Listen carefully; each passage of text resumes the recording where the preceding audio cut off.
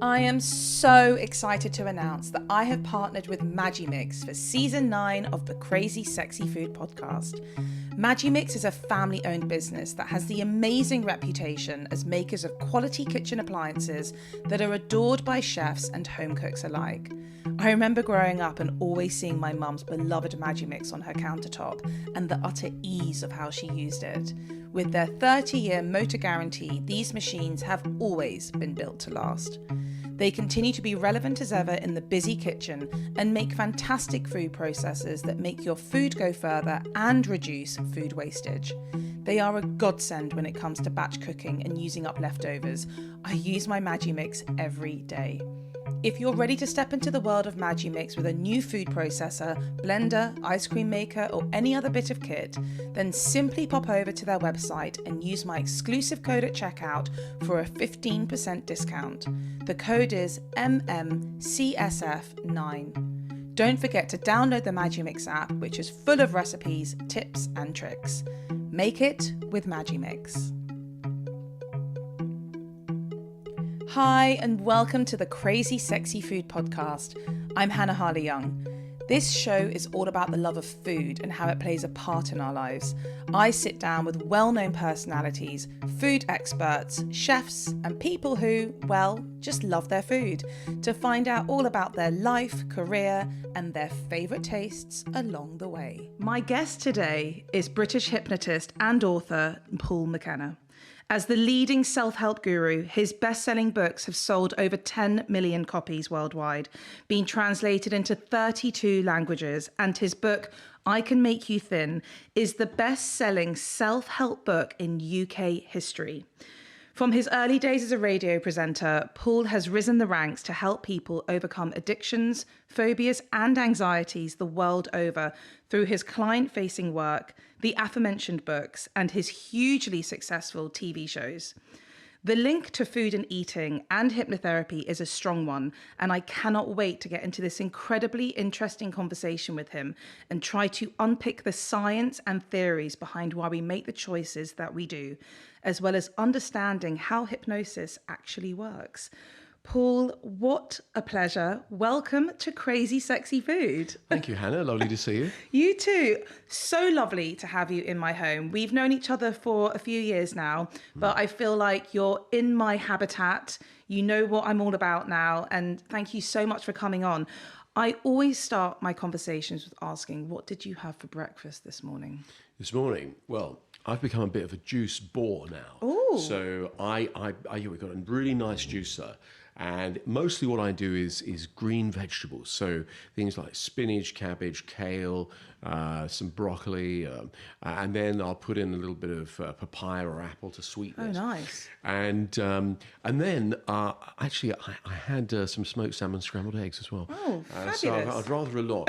But that green juice just makes all my cells very happy. Absolutely. Probably gives you a bit of energy and sort of just kickstarts your day. Absolutely.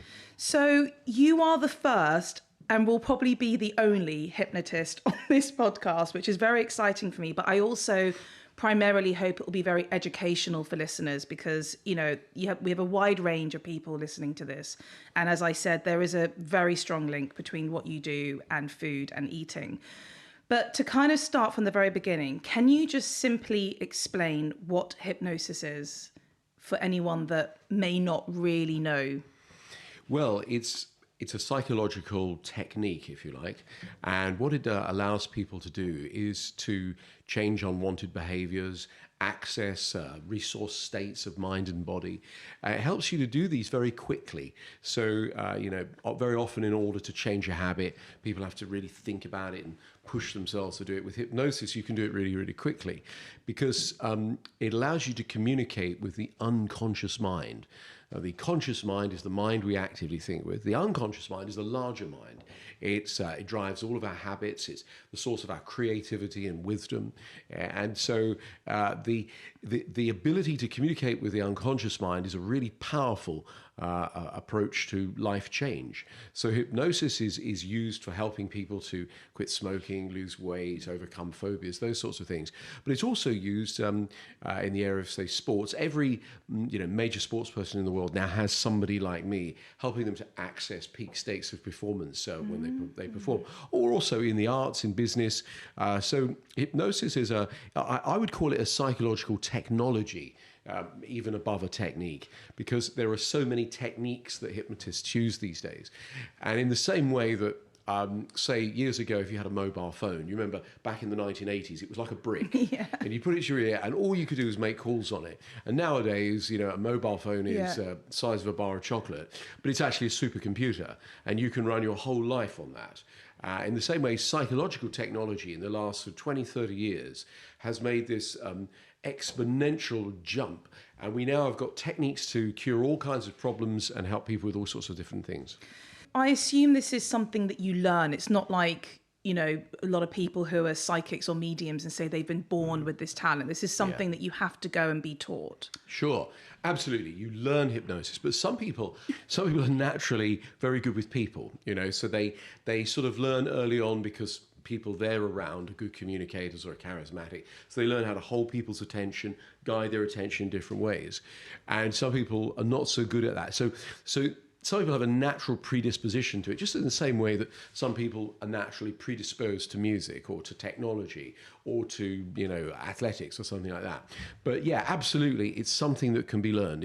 It's not just something that you're innately born with. So obviously, I'm interested in the link between what you do and food and eating, but you have been working on something else, which is a new book, which is something I definitely need help with. Right. Freedom from Anxiety. So talk a little bit about this and what we can learn from this bad boy. Well, okay. So right now we're coming out of a biological pandemic. We're in a psychological pandemic. We're with anxiety off the scale and all sorts of other things as well, depression, suicide, that sort of stuff. But I thought, what can I do in the realm of helping people with anxiety? Quite a lot, because as I mentioned, there are a number of modern techniques now that help people to switch off the anxiety, the worry, the stress, the fear very quickly and turn on peace, calm, resilience and optimism. And I put all of those techniques into one book that's really easy to read, but it also comes with 18 audio downloads for free. Oh, wow. And one of them is a half an hour hypnotic trance, and it is deep. And I don't care how anxious you are, after having listened to that, there is not a chance on this earth you could remain anxious. I mean, you could get anxious again later on, but you're going to get very calm with that. So what it does is it gives you more control over your thoughts and feelings so that you're more master of your own destiny, essentially. That's the gist of it. In fact, all my books, they're about essentially freedom.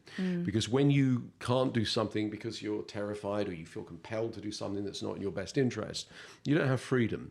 And so essentially that's what it's giving people, is more freedom. Just sort of touching on what you said a minute ago about the idea of hypnosis sort of going to the unconscious. Is it the unconscious you said? That's right. So, how we all have that little voice in our head, whether it's, you shouldn't be eating that, Hannah, you shouldn't be eating that, or, Hannah, you are anxious, you should be worried about this. Yeah. Is it sort of trying to silence that little person that's in there telling you, you should be anxious, or you should eat this, or you shouldn't eat that? Okay, so usually something like fear or anxiety, the job of it is to say, be prepared, right? So if I'm about to step off the curb and there's a bus coming, I want more than a little voice. I want a feeling to go, I'm in danger, pull me back, keep me alive. The trouble is that these days, that voice or that feeling is getting triggered too much. So we're preparing for emergencies that never happen. People have become really good at catastrophizing. So they can suddenly go, hang on, this, that, and create some sort of catastrophic equation in their minds from nothing. And that's because if you open a newspaper or turn on the TV, you're under attack. It's the war, it's the virus, it's the economy, etc. Yeah. And so essentially what I'm helping people is to retrain their brain so that they're back in charge. But, when you mention that voice that makes us, say go and eat when we're not hungry, that's because we're trying to change our feelings. And everyone in the world changes their feelings by some external means: drinking, drug taking, gambling, sex, shopping, television, food, and particularly sugar foods, right? And, if you hadn't experienced some sort of anxiety over the last few years, because the world's a very different place, or done a bit of comfort eating or something like that, there'd be something wrong, So we've I mean, even I put on a few pounds during the lockdown. So it's normal. We all feel normal if we've been doing it. Do not beat yourself up about it. Yeah. Right? You're a normal person. But yes, you're right. That voice that tells us to do things that might not be in our best interests, that either overreacts to everything and gets us, freaking out, or tells us go and eat, even though you're not hungry, but you're bored and you want to change your feelings. That's absolutely what I help people with. But usually it has a positive intent. And the positive intent with any emotion is to make you aware of something. So with, say, fear, be prepared. There's a potential problem here. Sure. Yeah? It's just that people have gotten into the habit of overdoing it.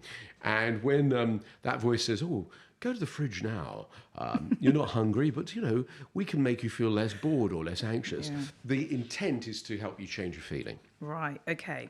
We are going to come back to this in a bit, but I would love to sort of start at the beginning. You were born and raised in London, North London. Yeah. I want to know what life was like growing up, what you were eating, what was on the table. Just paint the whole picture sort of young Paul's life. Well, the great thing is my mum was a home economics cookery teacher, right? Useful. Yeah. Oh, fantastic. She's a phenomenal cook. I mean, Really? makes the best Sunday lunch ever. I mean, but, we would have things that I suppose, back in the 1960s, there wasn't so many choices. But and also, we weren't fabulously rich, but my mum would make great things. She would make a turkey, a casserole was one thing she liked to do. But in the more, the thing is, when I think back now, I really don't like things like porridge and that. But, I suppose those were traditional things in those days. But, she can do phenomenal cooked breakfast. And I suppose also, like any good housewife, she was able to be economic. So if she bought a chicken or a turkey, she would make more than just a roast out of it. You'd have soup, or you'd have sandwiches, so lots of different things. So growing up, a lot of my childhood was very happy, and my parents I didn't really realise till later in life how much they give me, because they're very. My father's no longer with us, but my mother is, or at least I hope so. She was yesterday when I spoke to her, and they were very kind, right, and good humoured, and I think those sort of qualities you can't just sort of learn them and pick them up. You sort of inherit them from the environment that you're immersed in those formative years. Absolutely. And so, sorry, you mentioned a casserole. So talk to me about the casserole. And when would you have that? Was that like a Sunday extravaganza? Well, if she made a roast, she would then make that turkey, so that chicken last for the rest of the week. Okay. So we'd have sandwiches, we'd have casserole. She could cook lots of things. I remember, I don't know, you probably don't remember this, back in the 1960s or early 70s, there was this plastic device where you'd peel a potato and you put it in, and then you push this thing and it would push it out through a grid and make these perfectly cut chips. Yeah, okay. And it wasn't so much just the chips; it was the ritual of me and my dad, my mum, and my brother would be peeling things, and we'd put them in, and bam! It was like magic. The chips came out. So I hadn't thought about this in 50 years, but there you go. So we would do things like that, and I suppose also because.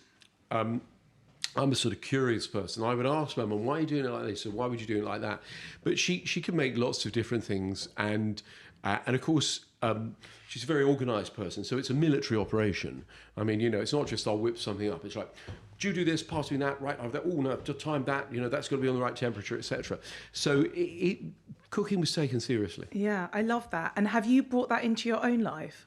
Well, Yes, in some respects I'm very organised, and in others terribly disorganised. But fortunately, my wife is very organised. That helps. When it comes to my work, Yeah. I'm an incredibly organised Yeah. thinker. But ask me, my schedule and things Yeah. like that. I don't know where I am. Thank God, just you've got to be here, you've got to do this, remember, etc., etc. So when it comes to cooking, me and my wife, we do different things. But she's again, like my mother, very, very organised, very meticulous. This it must be this amount of time, Yeah. this temperature, etc. And you? Well, I'm much more of a let's put it in and see what happens. I'm and With some fingers crossed, and I'm much more of I take more of an artistic approach than a scientific one. That's okay. Do you know what? And actually, but that's sort of how I cook too. I mean, I will look at recipes, but I wouldn't necessarily follow the recipe. Yeah. It's the inspiration. Oh, actually, I like the sound of that, but let me sort of make my twist on it. Absolutely. You want to kind of bring some of your own artistic flair to it, don't you? Totally. So I'm kind of fast forwarding a bit, and I would love to sort of hear about the journey that you got to, I guess, to becoming who you are now, which is a hypnotist, because you started your sort of adult career life as a radio presenter. I did. Yeah. What happened was I got interested in there were pirate radio stations in the 1960s, and a friend of mine played me a cassette tape of them, and I thought, oh wow, this told me the story of how basically there was only an hour of pop music a week allowed on the BBC. Wow. And it was when you think about it, it's like communist Russia. I mean, it's ridiculous, isn't it? And then along came these radio stations that broadcast from ships outside the territorial waters that were really kind of freedom of speech movements, essentially. And, of course, they were playing the Beatles, the Rolling Stones. And in the 1960s, you've got to remember, it's post-war Britain. Suddenly, young people have got money. They're wearing exciting clothes. We're leading with music, movies. There's this whole explosion of youth culture. And sort of what happened was the soundtrack to that was provided by the pirate radio stations. And so I found this all fascinating historically, and sort of even in a sort of the way it had evolved historically, culturally. And I remember hearing Kenny Everett on the radio, and I thought he was just so creative and brilliant. And so I decided I wanted to be a disc jockey, and I would sit with a little tape machine and practice and make tapes, and then I went up to Capital Radio and I waited for Kenny Everett, and I would talk to him, and he took the time to talk to me, and then eventually he let me sit in and watch him do his show, and I would take a tape to him and I'd say, what do you think about this? And then one day he said to me, you know what, you should be a DJ. And suddenly I went, oh my God. Wow. It was like the great God of radio has spoken, And so what I did was I got a job. It was really quite extraordinarily lucky as the DJ in Topshop. So while my friends are stacking shelves, in shops, I'm there in a fashion store surrounded by pretty girls playing music and being paid for it, right? So I won the lottery. Literally. And then I went to work for Radio Caroline, which had returned in the 1980s. Again, it was pirate radio station. So it was very exciting. Went out on the high seas. It was illegal, right? But that made it even more exciting. Of course. So naughty. And you could play any music you wanted. And there was a very much a kind of a freedom of speech ethos about it. Then, as soon as I came ashore, because I was happy just to keep working at Caroline. I'd found my sort of spiritual home. I offered a very good job in local radio, so I took it. And then I progressed to Capital Radio, which at the time, in the 1980s, was this huge radio station. And then to Radio 1. But by that time, I'd become interested in hypnotism. And so right at the peak of what is a DJ's career, Radio 1, I decided to leave and follow my career as a hypnotist. First of all, for a young kid to sort of be standing outside Capital Radio waiting for Kenny Everett, you must have been quite confident and sort of, Well, I'd say more determined than confident. Okay. So I was quite a nerdy kid. And so I I still am quite a determined, motivated person, but I didn't have all that much confidence at first. And it was only really when people like Kenny Everett said, you should be a DJ, I suddenly thought, maybe I should. Oh my gosh, yeah. I love that.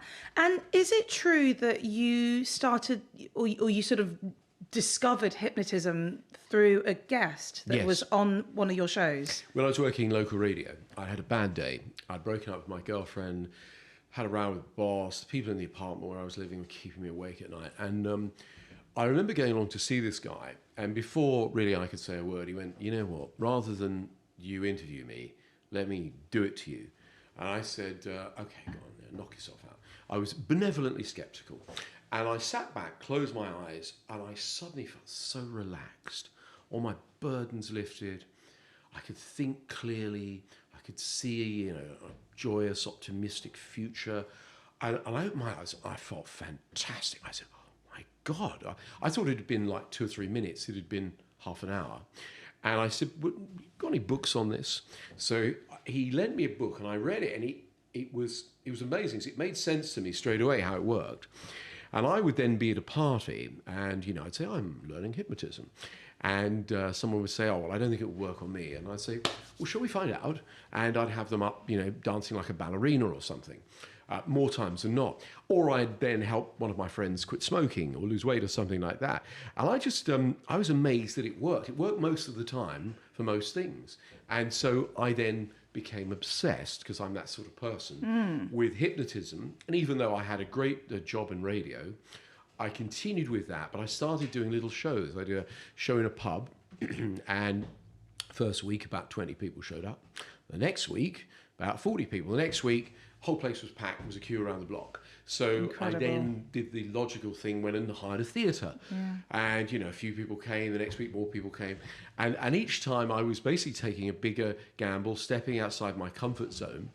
And, most of the time the things I did worked. Sometimes they didn't. But I kept going, and I sort of learned from my mistakes. And, I think we all do that, don't we? We generally have a direction. Most people have a direction in life, and you head at that. And that's what I was doing.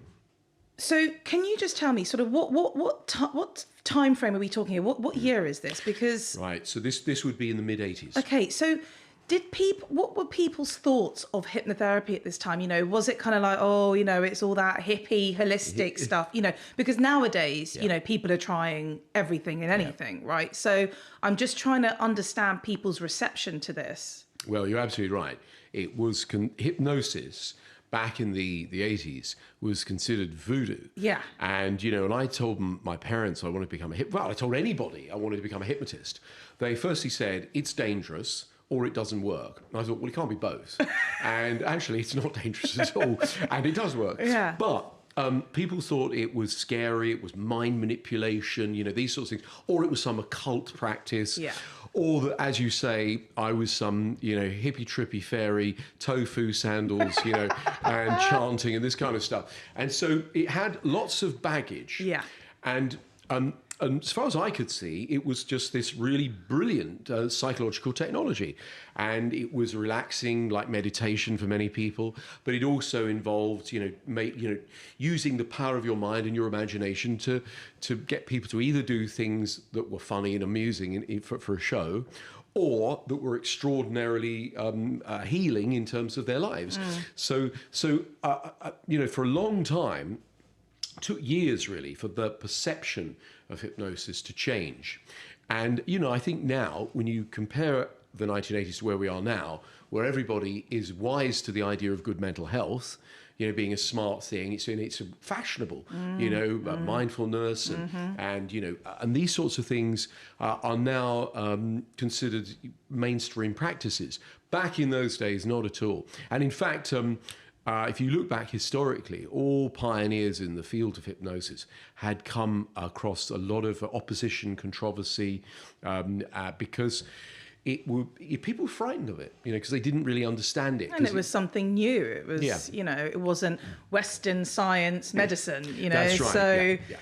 So, I guess sort of something that, it's sitting right here, it's a book, but sort of this whole term of self-help and self-development is something I'm really into, but I do feel is, especially current day, is thrown around a lot. As you said, another word, mindfulness. Does everything start from within?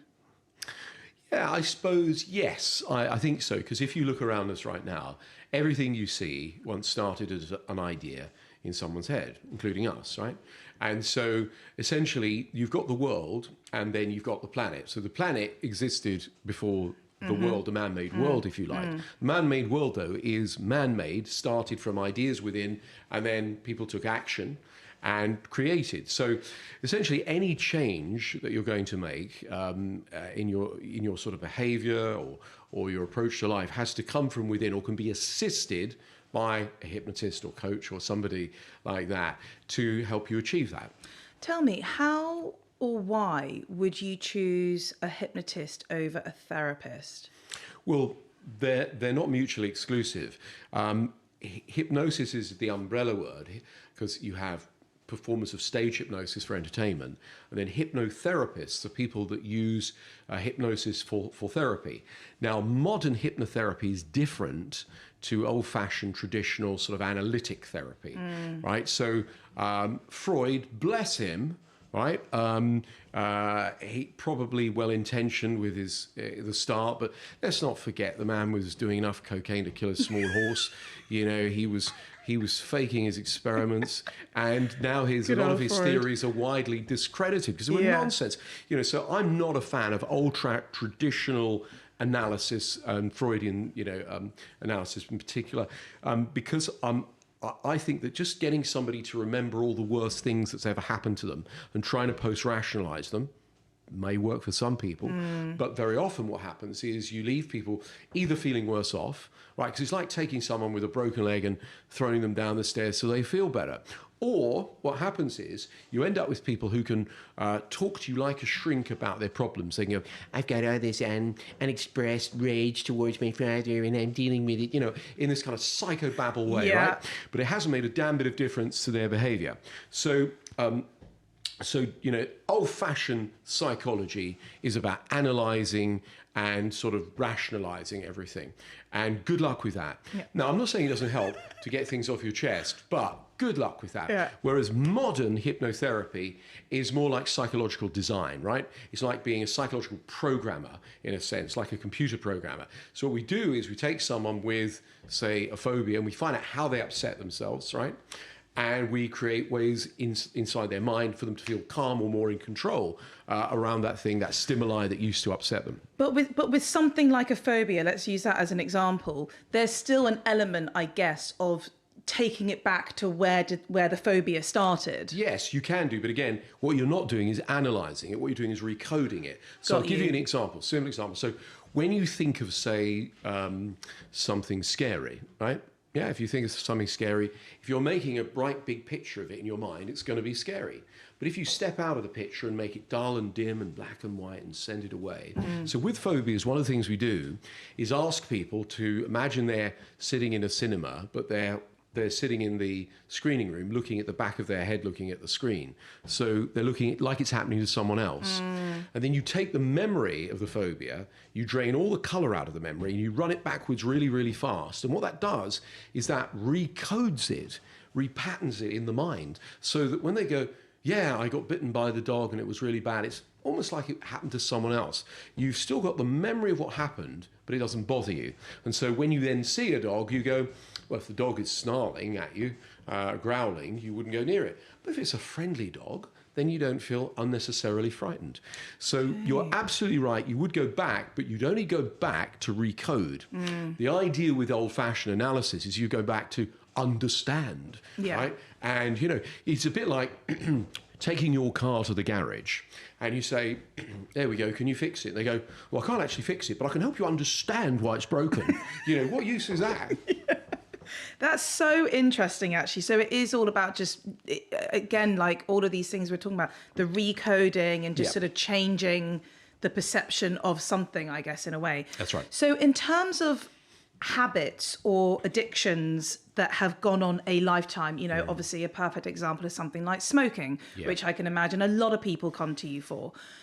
How long does it take to change a lifelong habit? Because a habit and addiction, they're two different things. And are they or are they not? Because I think there's a difference between the two. You're right to say that, in fact, there's different classes of compulsion and addiction. Yeah. There's some that have a physiological element, like a heroin addiction is different to, say, a social media addiction, right? Which is that must be a thing. Big new, gosh, or you could call it compulsion. Yeah. Now, again, we could become semantic about this. So how long does it take? Well, it really depends. With regard to smoking, hypnosis is the single most effective way in the world to quit smoking. Yeah, absolutely. So all the evidence shows us this. Now, there are other ways that are useful, so some people like vaping or the patches, which are sort of halfway house. But with some people, with a proportion of people, one session, that's it. They never smoke again. Other people need to reinforce it. Right, so they need to either do several sessions, and some people really struggle with it, right? And it just depends on a number of variables. But as with any addiction compulsion, usually it's to do with changing feelings. So as I mentioned earlier, drinking, drug taking, gambling, sex, shopping, television, food, sugar foods, etc., are all to do with changing feelings. And it's understandable that people do that because that's the way the world is set up. Now, when you're doing that to the extent that it's harming you, that's obviously a time to take action. And so a lot of the new thinking is that it comes from what's called inescapable stress. So, for example, if you're stuck in a job or a marriage where you just feel you can't escape, it's creating a stress, so you might drink on it or eat on it. You live in some, say, ghetto where you walk down the street, you've got to be in a survival mode. Of course, that might drive you to then, seek some way to escape that.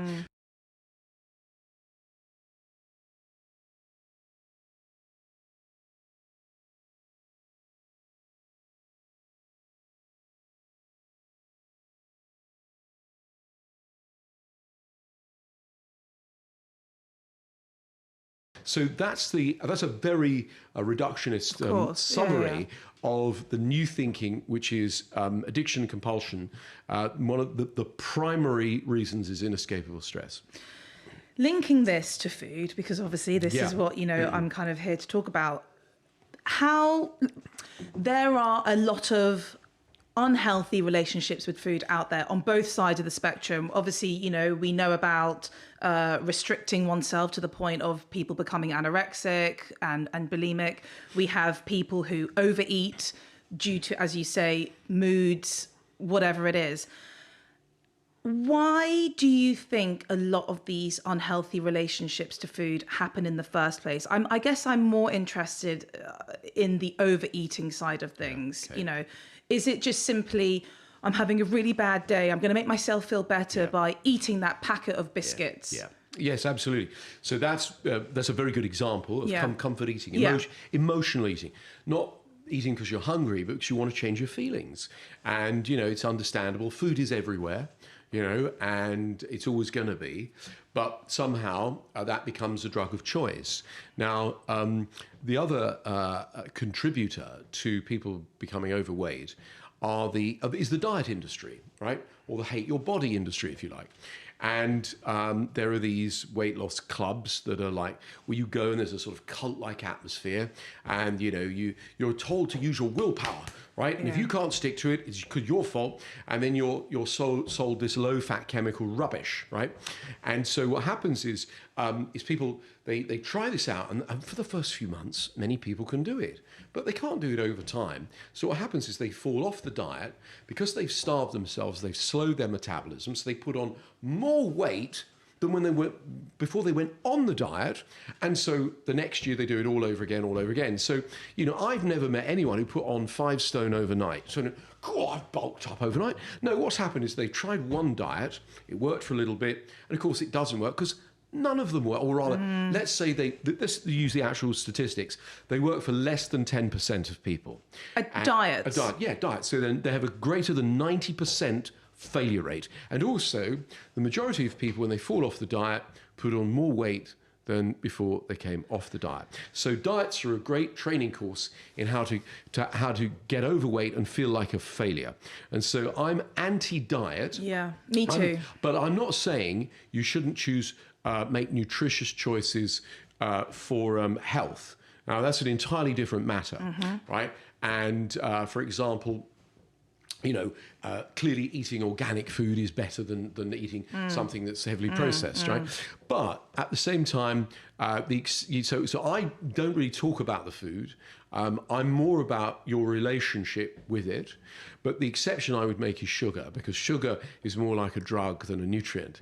And so sugar sort of in a way needs to be treated differently, I would say. And that's the only exception I would make. And I know that you have a lot of, rightly so, strong views about sugar and how addictive and dangerous it is for us. Yeah.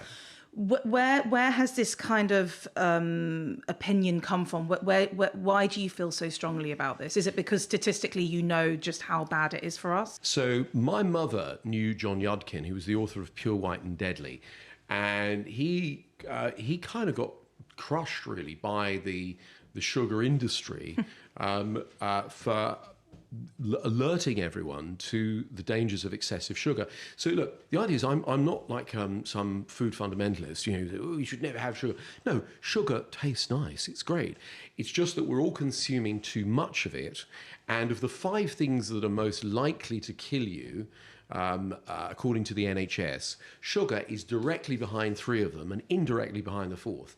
So sugar, in a sense, is the new cigarettes. Years ago, doctors would tell you, "Oh, you're a bit stressed. Take up smoking," and not realise that the massive negative long-term health consequences. I can't believe that this is how it all began. It is crazy, actually. So I know when you actually look at it over the course of time, you can see the madness. I mean, if you think about it, looking at the diet industry, we've got a proportion of the world starving because they don't have enough food, and other people overweight because they're starving themselves. If it wasn't so tragic, it'd be funny. So when I look at this and I go, when you get that feeling of, has the world gone mad? Yeah. And it's not that, it's I suppose what it is people are making choices because they feel it's the right thing to do. Right? Nobody gets up in the morning and thinks, how can I really screw up my life today, or do something bad? It's usually they do something as a solution to something else, not realising the consequences. And so the thing with sugar is it tastes great, but it's been put into everything. 75% of things you find in the supermarket will have sugar in them. My wife was getting some smoked salmon the other day, and she looked on the back, it's sugar. Plus, what they've also done is come up with these other words to secretly sneak the sugar in. Yes, there's loads of different names for it. And again, it tastes nice. It's great. But if we have too much of it, the recommended amount is 30 grams a day. 1 can of soda has 35 in it. So you can see why we're consuming too much. If you're looking at the 5 things most likely to prematurely kill you, 4 of them are linked to sugar. You can see why it's a dangerous drug, but of course it's also a fantastic taste, and we find it not just in sweet things like chocolate and cakes, but it's also in alcohol. Yeah. So I'm not suggesting we shouldn't have any. I'm just saying we need to be aware of our consumption of it. Yeah. So I think it's also just about how we approach things. That's not to say that people shouldn't, as you said, be making more nutritionist choices. It's about, I think, rewording things. I just think, all these fad diets. I mean, every year there's a new one, and it's just. And if it worked, we'd never hear the end of it. But what happens is everyone gets all excited about it, and then because people will say, I'm on this amazing diet. I go, oh, come back and tell me about it in 6 months, will you? This is what I'm saying. But also, they clearly don't work, because we're still talking here after how many decades of diets, and since the beginning of the word started.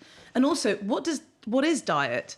Diet is how we eat. It's what we eat, our diet. Yes. You obviously, meet a lot of people with a range of I don't want to call them difficulties, but different relationships to food. What would you say is the main one? Is it the overeating? It's I think that the main problem is comfort eating. That is eating when you're not hungry, but you want to change your feelings. How do you know if you're comfort eating? Okay, so real physical hunger is a great question, by the way. Real physical hunger comes on gradually. You go, yeah, I'm a bit peckish. What shall I have for lunch? Maybe I'll have some chicken. Maybe I'll have some soup. That sort of thing. Now, emotional hunger is different. Feel really anxious. I know, chocolate. Or you come out of an intense meeting, you go, I'm all wound up. Let's go and have some pizza now. Right? So you're not really hungry, but that feeling comes on suddenly, or you're just sitting there bored and you know you're not hungry, but you just head for the fridge.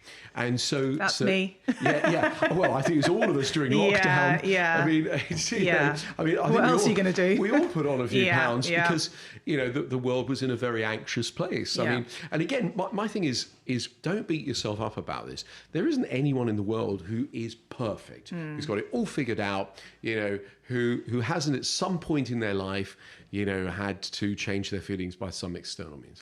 And linking back to your incredibly best-selling book, I Can Make You Thin, what was sort of the premise behind writing that? Well, again, I was treating people like a hypnotherapist would for weight. And I came across how basically morally bankrupt the diet business is, which is really the diet business is really particularly the diet clubs. They're not in the diet business; they're in the food business. They make their money from selling you low-fat chemical rubbish, and so. It sort of made me mad. I thought, these are vulnerable people being exploited by people who just want to make money out of them. And so I wrote this. I took what I had developed as a hypnotherapist, which wasn't just close your eyes, relax, and imagine yourself thinner and eating less. Because really, the only way to lose weight is eat less, move your body more, right? But I also noticed patterns in people's behavior. For example, people that were overweight would they just shovel the food in as fast as they could. So they eat past the full signal because they're flooding their brain with happy neurotransmitters. So by putting your knife and fork down, slowing your eating speed to a quarter, you hear the signal and it's easier to stop, right? And I noticed there was some research that showed that when you eat consciously, you eat less. Now there's tons of research that support this. And so I wrote a book that, first of all, I used this system on lots of people, and pretty much everyone lost weight. Not everyone, but pretty much everybody. And these were people who tried dieting all their life, and they'd gone, oh my God. I think, first of all, they were furious. They'd go like, it can't be this easy. I don't believe it. And I go, well, maybe it is. And they go, but I've tried and struggled for years and spent a fortune on fad diets. And I go, well, yeah, I think this is the way, And so what happened was I wrote this book, and at the time it was basically a very quick read. In fact, the publisher rang me and said, look, we want a book, not a pamphlet. And I said to my publisher, look, you're a thin man. You're not an overweight woman. It's not really aimed at you, is it? Yeah, exactly. If people want more words, tell them to read Harry Potter or something and put the phone down. And anyway, so this book, much to my surprise, smashed it here in the UK. In America, I only reached number 2 in the charts because this bloke called Barack Obama had released his book. So, bloody selfish. I know, exactly. So it was this huge hit. It's still a very popular approach to weight loss because it's changing your relationship with food. So rather demonizing some foods and not others, what it's doing is it's getting you to notice whether you're genuinely hungry or whether you want to change how you feel. And then also, because you see, all the people I know who are overweight all the people I know who are naturally thin, they eat the forbidden foods: chocolate, chips, pizza, cheese, etc. I don't like those people. Well, but they don't eat them to excess, right? Yeah. And also they move, right? They move a lot. But then is that not about control? Because I would consider myself a pretty healthy person. I cook every day. I do not eat fast food, very rarely if I'm hungover or whatever. But for me, if I have a packet of crisps in front of me, I can't just take 5 crisps. I'm eating the whole damn packet. Yes. It's just not even a conversation. Right. So there you go. So I'd say at that moment, you are changing your feelings. Now, what I do is this. This is a simple thing. So if you've got a compulsion, because a lot of people I know around chocolate, they go, yeah, chocolate. Ooh, I can't have one piece. I've got to smash the whole bar, right? Right. Or I can't have 1 or 2 crisps. I've got to, and then I'm on to the second packet, etc. Now, what's happened there? Because the food excites our brain, makes us feel good, yeah? What we're doing is we're going, yeah, and we're treating it more like a drug there. And so what I do is I get people to say, think of your favorite food, or rather your out of control food. They've got chocolate. And I go, now, what I'd like you to do is to mix that with something you hate. Like, I don't know, they've got anchovies. I go, yeah. So you bite into the chocolate, you taste anchovies. And they go, and you're taking a compulsion and a repulsion, you're putting them together, and one cancels the other out. So you end up with being able to look at the chocolate or the crisps and take it or leave it. In other words, freedom. Because when you can't have one piece, you've got to have the whole bar. The chocolate's in charge and not you. So what I'm getting people to do is to change their relationship by doing, again, a psychological approach to give them more control. Good God, all my crisps are going to taste of mushrooms now. Do you not like mushrooms? I hate mushrooms. Imagine that. Tucking into a bag of crisps, mushroom. That's it, it's done. Moving on a little bit. Obviously, as I said, you're known globally, but and I'm sure you have, and I know you have, performed hypnosis on many well-known people. If you are allowed to discuss, who has been some of your wonderful clients? Well, the people that are in the public domain as having talked about me supporting their work, people like Roger Daltrey from The Who, Yeah. Russell Brand, James Corden, David Walliams. I helped David with the psychological elements of swimming the channel.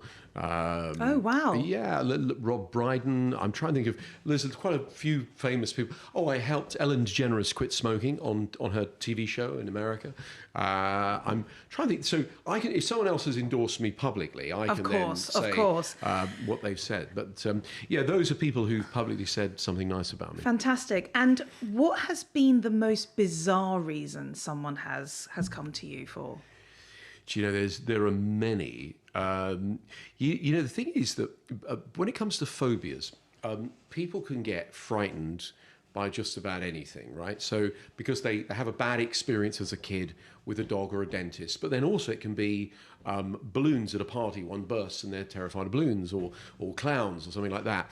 There was a lady at one of the events once, and she said she had a phobia of jelly. So we sent someone out to get. I know it's funny, isn't it? But it wasn't for her. And she looked at the jelly like this, and she said, I said, were you scared of this? She went, not unless it wobbles. I mean, I went like this. She went, ah. So somehow her brain had linked, fear to jelly. There had been a jelly-related incident earlier in her life. So things like that sound weird and unusual. And in a sense, everyone has some sort of idiosyncrasy, right? Like, for example, some people can't bear the baked beans to touch the egg, or it'll be something like that. No, you're right, you're right. And so as human beings, I think we're all allowed a little idiosyncratic behaviours, as long as we're not hurting anyone else. I think it's all part of being human. What are your phobias? Do you know, I don't have any phobias as such. I was phobic of dogs because I got bitten twice actually when I was a kid. Oh, wow. And I was phobic of the dentist, and because I was roughed up by the dentist as a kid. Long story that. But then, funnily enough, I put off going to the dentist for years. And I went to see my dentist, who's the nicest, most gentle. There's a new dentist I went to see him. And every time he took something out, I went like this, and he went, "Okay, I can't treat you. You're a danger to yourself." And, he said, "Haven't you become interested in hypnosis?" I said, "Yeah, just recently." He said, "Well, go off and do something yourself." And I went off and I read The Fast Phobia Cure, Richard Bandler's Fast Phobia Cure, in a book. And I did the steps and I ran it back and boom, and it worked. And I went back and I sat down. I wouldn't say enjoy the dentist, but I said, off you go. And so, I can't think of a phobia I have. Now, there are times, like everyone has over the last few years, where I felt anxious, because the world's a very different place. So I'd wake up and I'd go, ooh, what if the economy crashes? What if my wife gets sick? What if this? And I'd have that sort of feeling of foreboding. And like anyone, I would go, hang on a minute, let's get myself calm and then recenter and refocus. So, I'm not a person with any phobias, but like any normal person, I have a full dynamic range of emotions. Of course. And sort of bringing it back again, I'm sort of dotting around with the food. What's your relationship with food like? Well, generally it's pretty good, although I've got to confess, during the lockdown, I have put on a few pounds. I'm actually taking a medication at the moment that the side effect is weight gain. But I'm pretty good if I put on a bit of weight at losing it. 'Cause then suddenly I look and I go, I don't never weigh myself. I just go, my trousers feeling. That's how I measure tighter. myself. Yeah. How I feel is by how the jeans fit. Yeah, that's it. There you go. And I thought, I've gained a few pounds. So, all right, over the next few weeks, I'm going to really pay attention to eating consciously. In fact, what I'm going to do is I put a question mark on the fridge, actually, at the end of lockdown. So if I'd go to the fridge, I go, am I really hungry? Or am I just trying to change the way I feel? So, because, people say, well, if you've gained a few pounds or you've been anxious, does this stuff work? I go, well, it does work, but you've got to remember, I'm a human being like anyone else. So, I still have feelings of problems. I mean, problems and challenges, actually, I think, are how you sort of learn and grow. I mean, if we never had any problems, there wouldn't be any development as a species. Absolutely. Speaking of the fridge, what 3 items are always in it? Well, there's always some milk in the fridge. There's some wine. I tell you, one of the things I love that's in the fridge is my wife discovered this hunter-gatherer garlic mayonnaise, right? And I like making a sort of club sandwich. Oh, I love a club sandwich. Right. So I'm not kidding, Hannah. If you put, and I'm generous with it as well. Okay. Put that on. You spread that on instead of butter or whatever it is, or mayonnaise even. But it's something about the garlic mayonnaise of it. I mean, it's transformed my experience of a club sandwich. God, I love it. Do you make a good club sandwich? Yeah, what I tend to do is I take either some turkey or chicken, a little bit of pepper and some salt. I get some oak smoked cheddar, very thinly sliced, some lettuce, and maybe tomato, but tons of this, at the top and the bottom, oh, gosh, the garlic mayonnaise, and so it's like that. It's nice and thick, but after that first bite, it's kind of heavenly. Oh, gosh, you make it. I'm going to have to make someone. I'm going to have to make one later.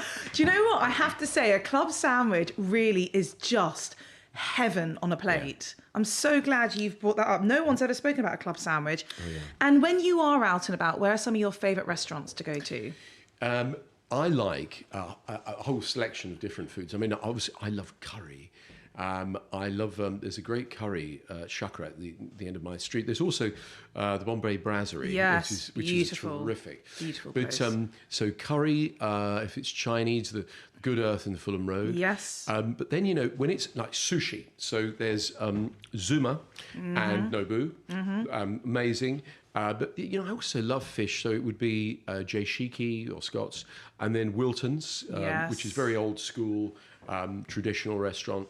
I mean, I'm thinking about, are there any other place? I mean, when I used to tour years ago, I mean, I still do a small tour now once a year, but when I was touring regularly back in the 1990s, I actually based an entire tour once around curry houses and wimpy bars, because I love Wimpy. I remember Wimpy. Wimpy. I used to love Wimpy. I know, and it was the bean burger with 2 eggs and fries, and if you're lucky, beans, right? And I remember, because my promoter said, why do you want to go play there? And I went, well, I've got my reasons. He goes, all right, if you want to, And basically, I went and played in some places which didn't particularly like the town, but I loved the fact they had a great curry house, So it wasn't that I loved, for example, going to Hull or to Bradford, but the quality of the curry was so phenomenal. Brilliant up there. Yeah, exactly. Yeah. I mean, I don't dislike those places. Yeah. No, of course, I get it. That is hilarious. God, Wimpy's really brought me back to my childhood. Gosh. Do you know, I went into this. I must tell you this quick Wimpy story because it was a childhood thing. It was amazing. But so what happened was I'd go in before the show at about 6 o'clock, and I said, look, is it possible with my bean burger, chips and egg to have some baked beans, because they were only on the breakfast menu, and the manager said, no, sorry mate, it's only on the breakfast menu. I went, oh come on, surely you can do some beans. And he goes, listen, if head office find out I've been serving beans after 11 a.m, they'll come down on me like a ton of bricks. And so the crew that were with me, like this, what happens when you're touring, there's lots of pranks and stupid jokes. Yeah. So for the rest of that tour, everyone went, sorry, could you pass me that thing? If head office find out, I'll pass you that microphone. They'll come down on me like a ton of bricks. I love that. Did you ever get the beans after 11 a.m? Not there, it was in Worthing, right? Oh, there we go. I got them at another place. I don't know, I sort of used my persuasive skills. Yeah. I think I gave the guy some tickets to the show or something. I said, You should have hypnotised him to be able to give you the beans. I said, you'll feel a lot better when you give me these beans. Love Look it. in my eyes, the eyes, not around the eyes. You're under, you'll give me those beans. And you're back in the room. There we go, I love that. And you're there just sitting there with your bowl of beans. I love baked beans. That is brilliant. Are you a starter or dessert person? Starter, but see, the reason I don't eat sweet dessert, in fact, it's a rare day I have anything sweet, actually, because I wrote a book on controlling sugar a few years ago. And when you're sitting editing the trance over and over again, you end up tranced out. And I suddenly lost my sweet tooth. Now, I don't feel bad about it. Wow. Because, I really, when people say pudding, and I go, yeah. Okay. Yeah. And, once or twice a year, I might have some chocolate. In fact, the only chocolate I really like is a Cadbury's cream egg. And gosh, that's the ultimate sugar explosion. That's why I can't have them, because I find it too sweet. Well, this is it. They gave me, and this is where the control thing comes in. They gave me a box of these eggs. I literally, that night, half of them got demolished. And I thought, I'm going to have to hypnotise myself to not eat the egg. Paul McKenna is still a normal human being. Absolutely. Yeah, I'm not a robot. I'm a human being.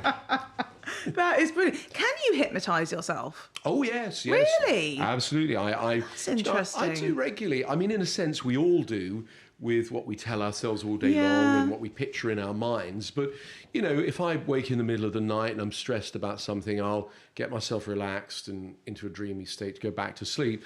Or if, say, for example, I've got something upcoming that I need to be in a really optimum state of mind for. I've got a tour coming up in a week, actually. And so what I need to do is I need to visualize myself walking on the stage, feeling good, remembering to hit this point, that. I have a clock in my head, so I use it for things like that. Or I suppose so I'm friends with other hypnotists, and when one of us invents something really cool, we ring each other and go, guess what I can do? And then, so you have to try out someone's new thing. Of course. That's fascinating. Right. I always finish my conversations with some quick fire questions. Are you ready? Right, here we go. What is the craziest food you've ever eaten? Do you know, the other day, I was in this fantastic French restaurant with a friend of mine, and we have fairly similar tastes. And he suddenly went, he goes, we're getting some starters. And he says, I'm going to have some snails, brother. Want to try them? I went, I've never tried them. He says, I think you'll love them. And I thought, okay. So when they came, I thought, maybe I'll just dip a bit of bread and just see. Anyway, he said, no. And I had one. And you know when you see people on that jungle show, like I'm a celebrity, and you think, I'd never eat that. Right? Yeah. So for me, it was a very strange thing to eat a snail. And it was incredibly rich.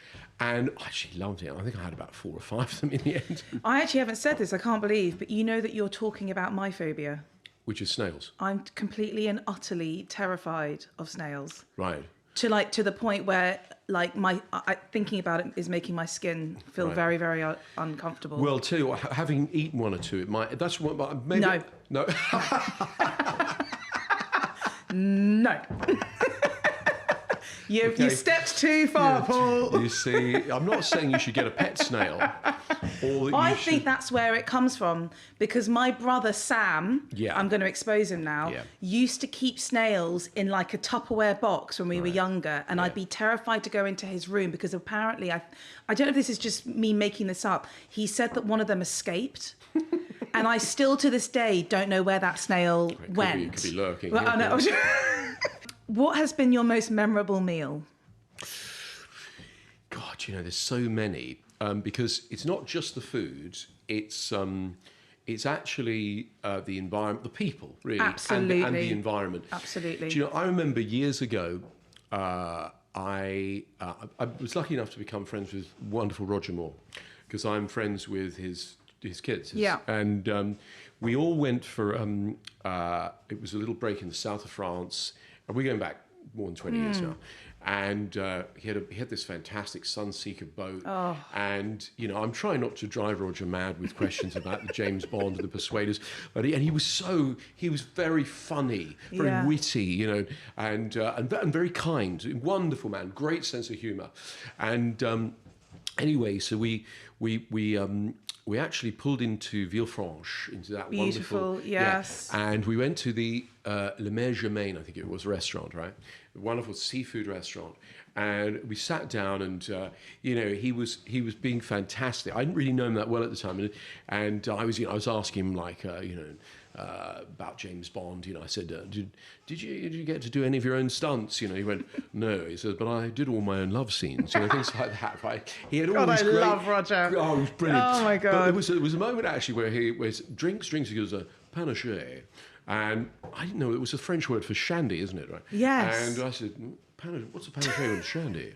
I went, well, if James Bond's having a shandy, I'll have a shandy, 2 shandies. And we were all sitting around laughing, and you know, and of course talking about the Persuaders and James Bond, and also him being so funny, and just wonderful. But I need to know what your favourite flavour of crisps is and why. Salt and vinegar. I think it's a childhood thing. You know, I'm not massive a fan of crisps, like, you know, but on occasion, I do like some salt and vinegar. Very rarely though. And yeah, so I suppose, say you're having drinks with friends and there's a nibble, you might have some crisps. That's where I get out of control, right. Because you're not aware. I'm not even aware of the fact that I've eaten the whole bowl. I'm just not aware of it. Yeah. That's the thing. I mean, I'm happy to accept salt and vinegar because I love salt and vinegar. Yeah. What food sums up happiness for you? Well, kind of all of it, really, doesn't it? I mean, just it's. Just food. Food. Well, I think also, as a friend of mine once said to me, the greatest ingredient when making food is the love. And 100%. You know, I had this conversation with Heston Blumenthal about he's fantastic. I mean, he's, you know, part sort of scientist, part philosopher, part you know, kind of, you know, creatively genius guy. And you know, he was talking about how in, say, the 1960s and 70s, food in this country in the UK was probably the worst in Europe, right? And in other forms of art, we excelled in music, film, fashion, etc. And then we sort of caught up in recent years, and now, you know, the chefs are the new rock stars. And as a result, food has become much more of an artistic experience than just nourishing yourself. But I mean, for me, it doesn't have to be fancy schmancy. I think if it's made with love and it's home cooked, or sometimes, or it's just, it can be very simple. So there isn't one particular food, but I'd say food where you can taste the love. That's such a lovely answer. Can you believe that no one has ever answered that? I just like literally thought of it. No, as you that's said it. Really lovely. Final question: live to eat or eat to live? Well, you know, I'm going to say it's a balance, right? Yeah. Because one of the things that's about food is we have to eat because it's a part of our survival, right? Whereas we don't need to smoke to survive, right? In fact, quite the opposite. But, you know, people who smoke use it to control their stress. So what happens is our actual natural survival mechanism, so to nourish ourselves, gets corrupted when we start treating it like a drug. And it's easy to, because it tastes great, it makes us feel good, etc. And so I used to eat just as a function. I just, you know, so I was work obsessed. So I grab a sandwich here. I didn't really care about what I eat, or I'd eat fast food or stuff like that. And more recently, in recent years, that is, I've become much more conscious about eating things that are better for my health. And also, I really appreciate now when, for example, myself or my wife cooks, because the actual cooking I find is a meditation. Oh my God, You know, too. I literally, the way I sit and prepare, although I notice the way my wife's much more military about this. I mean, you know, the amount of, right now they've cooked for 8.5 minutes and this. So the thing is but I really appreciate what's gone into making something, and I suppose I'm sitting in the middle there. It's a bit of both. I think that's a fair answer. Okay. Paul, this honestly has been the most interesting and insightful conversation I've really enjoyed it. I've had with someone in a really long time. Oh, thank you. Honestly, thank you. And I hope that it's been as thought-provoking to the listeners as it has for me, because, I think you touch on some really key points about, all of our relationships with food. And I think, but also that we are still human, we are still going to have some sugar. We are still going to do certain things that perhaps are not great for us, but it's just about regaining that control and sort of just slightly recoding. It is. It sounds very technical and almost a bit cold to say recoding. So, if you want to use a more, let's say, modern phrase, it's transforming our thinking, right? But I tend to look at it more mechanically and go, it's about coding. Yeah. But listen, I just think it's fascinating, and I could talk to you for hours. Thank you so much for coming on. Real pleasure. Loved it. Until next time. Thank you for listening. If you love what you hear, please subscribe and review. Don't forget to follow me on Instagram @CrazySexyFood and check out the Crazy Sexy Food YouTube channel. Until next time, bye.